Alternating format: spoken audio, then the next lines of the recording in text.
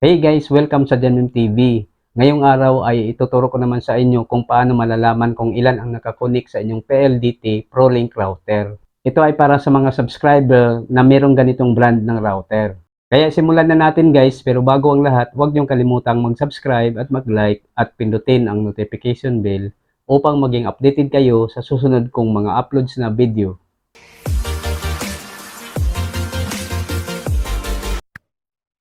So ganito yan guys, bago tayo magsimula, kailangan nakakunik na kayo sa inyong Wi-Fi router. At kung connected na kayo, ang unang gagawin natin ay mag-open ng internet browser. Kahit anong internet browser ay pwede nyong gamitin. So itap lang natin itong browser. Then pag nag-open na siya, itype lang natin dito sa address bar yung IP address ng PLDT router, itong https://192.168.1.1.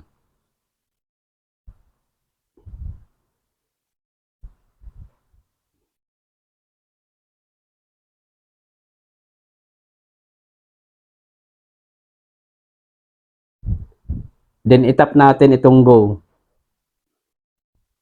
So ito yung lumalabas. Your connection is not private. Attackers might be trying to steal your information from 192.168.1.1. For example, password, messages, or credit cards.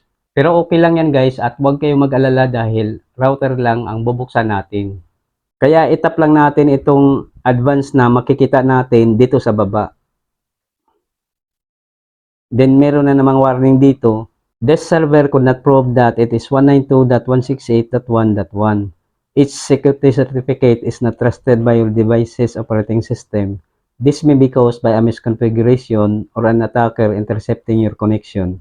Pero wala namang problema yan guys dahil router lang naman ang bubuksan natin. Kaya itap lang natin itong proceed to 192.168.1.1 unsafe. So ayan guys, ito na yung login interface ng router. At dito sa account, ang i-type natin ay admin.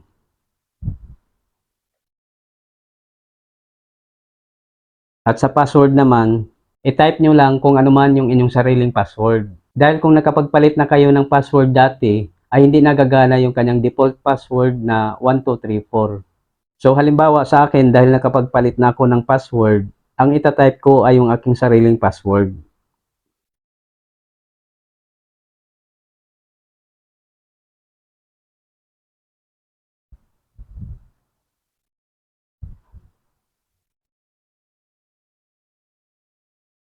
Then itap natin itong login.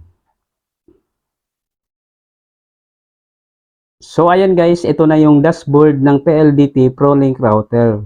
Then i-select natin itong WLAN. So dito guys, meron tayong dalawang Wi-Fi network. Itong 5 GHz at 2.4 GHz. At tingnan natin kung ilan yung nakakonek sa bawat Wi-Fi network. Unahin natin itong 2.4 GHz na kung saan ay accessible sa karamihang cellphone. Itap lang natin yan.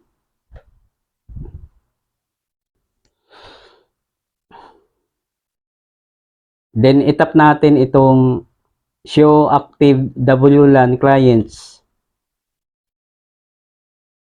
So dito guys, meron tayong makikitang dalawang MAC address. Ibig sabihin, merong dalawang cellphone ang nakakonek sa ating 2.4G Wi-Fi network. I-close na natin.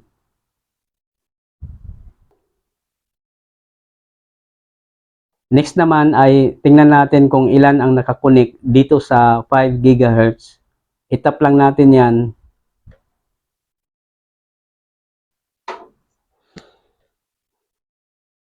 Then itap natin itong show active WLAN clients.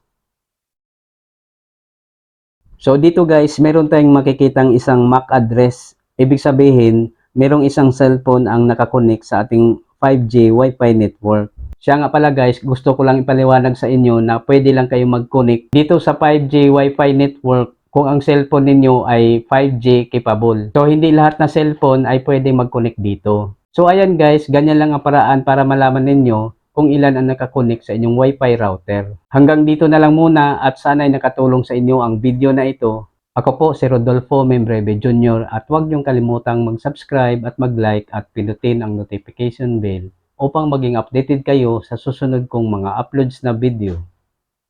Bye!